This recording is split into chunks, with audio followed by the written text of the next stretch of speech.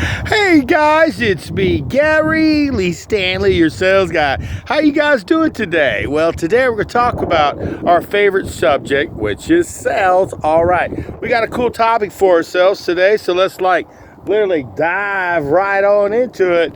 What is our cool topic for today? Our cool topic for today is selling. Should you rent heavy equipment or should you invest and buy in heavy equipment? I'm just going to say, guys, I've been in sales for a long time. I've been able to help a lot of people get a lot of stuff. And one of the cool things that I really, really enjoy is working with, heavy equipment, working in different locations that have heavy equipment so they can do jobs like this. Now, if you're thinking possibly, well, I sure would like to have one of those tractors, I'm going to tell you what. There's all different types of equipment that you can rent. I mean, literally, guys. One of my side hustles is, I'm a security officer, so I get a chance to go to a lot of different locations on weekends and stuff, and I get to guard a lot of heavy equipment, and I also get to see a lot of things that you'd be surprised a lot of people never even get to see at all. But my simple job today is to walk you through the process, because mostly I'm a salesman. I sell security. I also sell insurance, I sell real estate, I sell. But see, one of the things that if you have to remember, if you have a big job and you need to have something done right away, a lot of times people, they're like, oh crap, man, I need this heavy duty equipment. How do I get it? Where do I get it? Well, there's a lot of different rental locations that would love to work with you. But remember, even those people who rent equipment, they have to purchase equipment. And the question was, should I sell heavy equipment or should I rent heavy equipment? I'll be quite honest with you. Some of my friends that sell heavy equipment, these guys and these ladies, they started off in the rental business. The reason being is because they didn't have a lot of knowledge. They may have worked in construction. They may have a little bit of background on learning how to drive this. And it's smart if you get into the rental business or if you get into the sales business with heavy equipment, you definitely want to consider getting your Class A CDL license. I got that. The reason why is because you might want to be able to haul this stuff so you can be more valuable. And there's quite a lot of different types of equipment that you can rent. One of the cool things is, I'm out here in one of these locations and they're building this big old lake, like a little lake there. They also are building a big old place where they can put their trucks and maybe even more materials. Because you see, where I'm at today, I'm at a location where they manufacture and they make, asphalt. And they need different types of equipment to do different jobs to be able to do different things. They've got excavators and stuff where they've got to move a lot of equipment, a lot of dirt and stuff around, a lot of materials around, even stuff like this. They had to take this piece of equipment and take that lake at one point. It was so saturated with water that they had to move it. So they rented this from United Rentals. They also have equipment with lighting and stuff. There's all different types of equipment, hoses, rental things that you can rent from a reputable company. Do your research. I can't really tell you, should you buy a heavy equipment, but I can probably say, if you're thinking about investing in it, rent one first. See if it's something that you like. See if it's something that you can use. If you find yourself using something over and over and over, and it becomes cost efficient for you to invest in this heavy duty equipment, you need to go ahead and take the time, save your money, make sure you get your service agreements, your warranties, whether you rent these pieces of equipment. Because a lot of times people rent equipment, man, they don't always take as good a care of the equipment as they possibly should. It's like going to the skating ring. They give you a pair of skates. You can do what you need to do with the skates. But the key to success is, eventually you want to get your own so you can look stylish and just be able to enjoy yourself. But see, when you buy heavy equipment, there's a lot to it. You got to have the maintenance done on it regularly to keep it and working in good condition. Even if it's just sitting, it still needs to be maintained, cleaned, adjusted, and troubleshooted.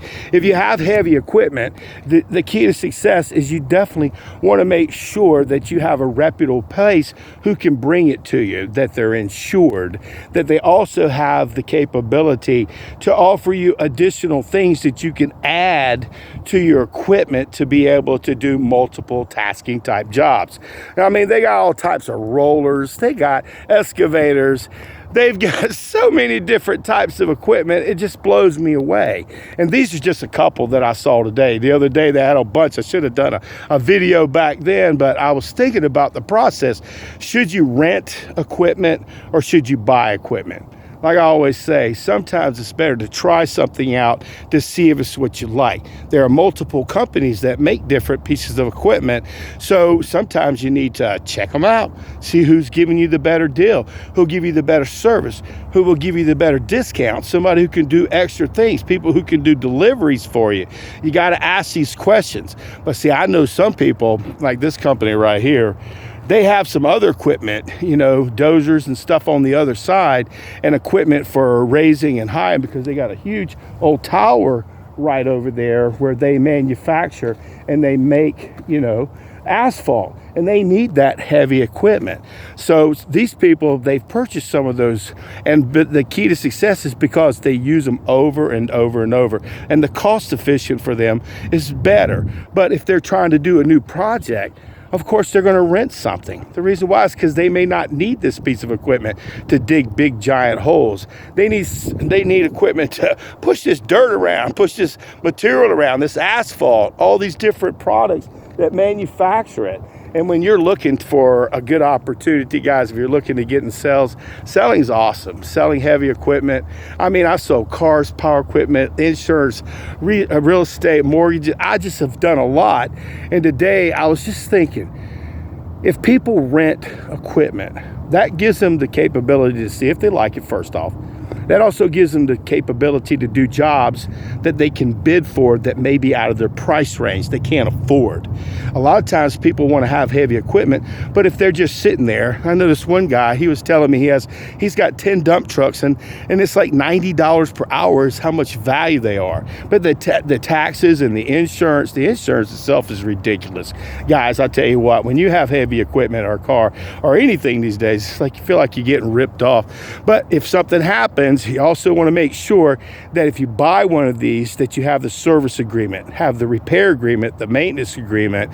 And the reason being is you want to finance it and you want to put it all in your portfolio, because when something goes wrong, or if you need some welding done on it, service work, a hose goes bad, electronics goes bad, you're going to be taken care of.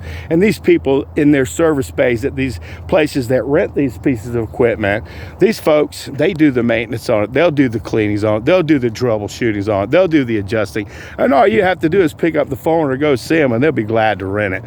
But like I said, there are some people who sell heavy duty equipment, and the reason why they sell it is because there's a need for it. And right now it is booming in America. I mean, all these businesses and all these companies are coming back. And again, this is my side hustle as security. It gives me a chance to call on my customers during the weekdays. I got sales, I do, and it also gives me the capability to do homework and just continue making extra money in my downtime, making videos, and I have a lot of fun. And today we just talked about, you know, do you need the capability to purchase, or do you want the capability to rent equipment? Well, you have that choice, but like I always suggest, do your research. Look at the background, see how long these things last, what they can do for you, how they can invest. And if you've got big projects, renting sometimes is your cheapest way. But for some people, if they have continuous business, they need to go ahead and probably purchase it. It just makes sure, but buy all the service agreements you can. I guarantee you'll be glad you did. And when you're working, and if you're starting a new business and you need stuff, they've got lawnmowers. I mean, they have all these tractors and lawnmowers and all these different pieces of equipment that you can rent, but they also give you the capability to buy them. And once you own them, it's an investment. There are tax write-offs that are available to help you with these purchases, incentives to help you to rent, to buy, and just make sure that when you use these pieces of equipment, they're expensive, so take good care of them, and don't take take advantage of good rental companies. When you rent, don't run their equipment into the ground. Take good care of it. Act like it was yours, because it could be. You might decide, well, I think I want to go ahead and buy this, because they do have rentals that they do sell eventually, and they do have rental capability to either buy here or pay, and buy here, pay here, finance, or you can also rent them and then you can use them till you need not to use them, because big companies like yours, what do they need to do? They need to make their stuff look good. They need to fix their properties. They need to build stuff. And the key to success, should you rent heavy duty equipment or should you buy heavy equipment? Well, you've got to get your little list out like Ben Franklin did. What he did was he got a piece of paper, and on one side it says the pros, and on the other side it said the cons. So he made an informed decision. So whatever tallied up by asking the questions, should I get this? What's the advantage? What's the benefits? What's the features? What's the drawbacks? What's the things that can help me? So Ben Franklin made wise decisions, and he was a smart guy. So we should do the same. So if you're looking to buy heavy equipment, oh yeah, man, it's heavy duty, bro. But if you're thinking about renting it, sometimes it's easier, and then sometimes you got to know what's best for your bottom line. So get out there and sell something. But if you ain't asking for the order, we ain't selling today. We just had a simple conversation. Should I buy heavy equipment or should I rent it? Now you have an idea. So enjoy your day. So get out there and sell something. Remember, renting equipment or buying heavy equipment, oh yeah, it makes all the difference in the world. We got to make things look good. Time to go ahead and fix things up, and it's time to be Bob the Builder, okay? All right.